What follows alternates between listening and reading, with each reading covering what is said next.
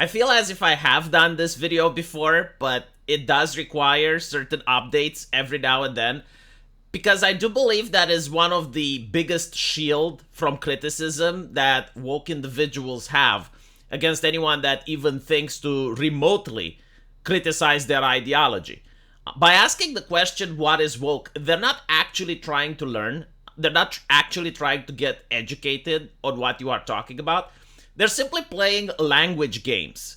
And you will know that this is the case because the moment you answer the question satisfactorily, they will either get very angry and upset. Most of the times they will block you from Twitter, or they will just start throwing ad hominems at you and insult you. So you can notice that the reasoning for this question is not to actually learn what wokeness is, but it's to get you to stop criticizing them. Because the whole point is to make you look bad in front of the audience. Like, most of these criticisms happen in an online space, and the purpose of the woke individual is to try and make you look either unhinged or uneducated, as if you don't know what you're talking about, or to say certain things that can get you in trouble with the Trust and Safety Council of the social media you're using, so that they can get your account banned. But you realize just how ridiculous the tactic is. For instance, if you see a child trying to put a fork in an electric socket and you say, "Don't do this," and immediately, like, this soy boy with rainbow-colored hair comes up and goes like, "Well, why shouldn't the child do this? Why shouldn't he?" And you're like, "Well, he's going to get electrocuted." And the soy boy goes, "Well, actually, what is electricity? Can you define what electricity is?" And unless you pull the textbook and show him exactly what electricity is and how it functions and why putting a fork in a socket results in electrocution, the soy boy will say, "Well, see, you don't know what you're talking about. You're absolutely ignorant. Let the kid play. You're just trying to impose your power dynamics in order to prevent the child from playing with the electric socket," right? Like, this is the argumentation that they're bringing. This is pretty much what they're trying to do, and it's completely ridiculous. Now, defining woke is difficult because it encompasses a worldview that is constantly changing and evolving, sometimes even contradicting itself from one day to another. For instance, individuals one day may think that staying home, staying safe, and shutting down all the businesses is desirable because human life is more important than property, and if only we can save one life, that's great, and everyone needs to stay home in order to not get sick. Tomorrow they can think everyone needs to actually go outside and protest because civil rights are very important, despite the fact that the stores need to remain closed in order to save at least one life. And the next day everyone can think that, well, you actually need to push for the war in Ukraine and we need to send more military gear, and, you know, if NATO intervenes, that's for the great and we can start World War III. Like all of these things are in constant flux. And to define woke, I would say it's an ideology that comes mostly from the American establishment, especially the Democratic Party. Also promoted by the American corporations. I would say that the American universities are included in the subsection, which are American corporations. And through social media, it is then being pumped throughout the rest of the world. The Chinese have an excellent definition for it. They call it Bai Zhuo, which pretty much means white leftist. And it symbolizes a naive Western-educated person who advocates for peace and equality only to satisfy their own feeling of moral superiority. A Bai Zhuo only cares about topics such as immigration, minorities, LGBT, and the environment, while being obsessed with political correctness to the extent that they import backwards Islamic values for the sake of multiculturalism.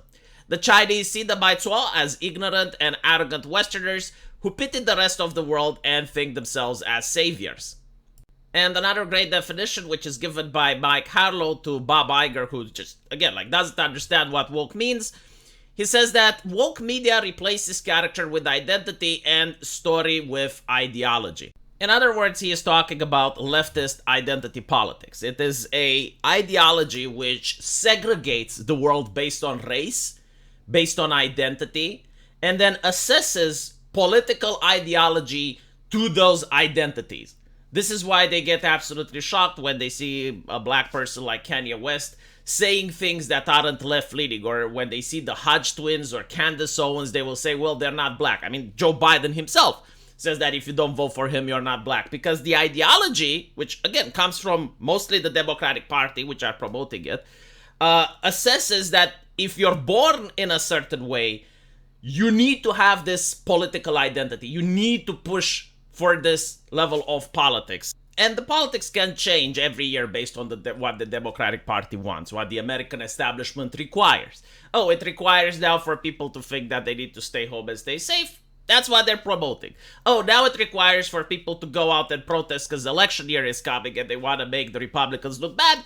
That's what they're doing. Oh, now they're requiring the war effort in Ukraine and they need people to promote it on social media. That's what they're pushing for, right? So this is why wokeness is hard to define, is because the people that are creating the culture always change it. Where today they can ask for tolerance and tomorrow they can ask for squashing the opposition. But what is constant are the tactics and the behavior, as well as some of the buzzwords that most woke people use.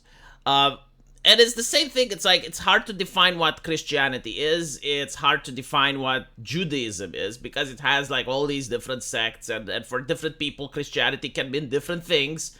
Like, it's not just enough to believe in Jesus. You also need to fast. You also need to go to church. You also need to pray and do certain things.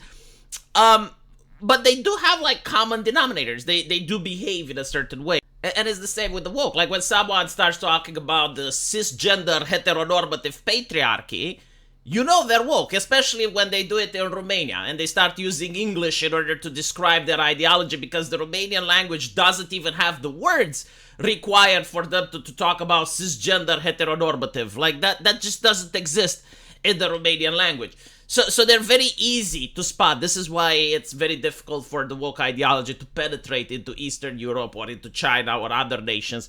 It's simply because their thinkers haven't genuinely thought about how to adapting that ideology to the different language. So the people that are promoting wokeness in Italy, for instance, they have to use English words mixed with Italian words, and it sounds very bad and they stand out for doing it.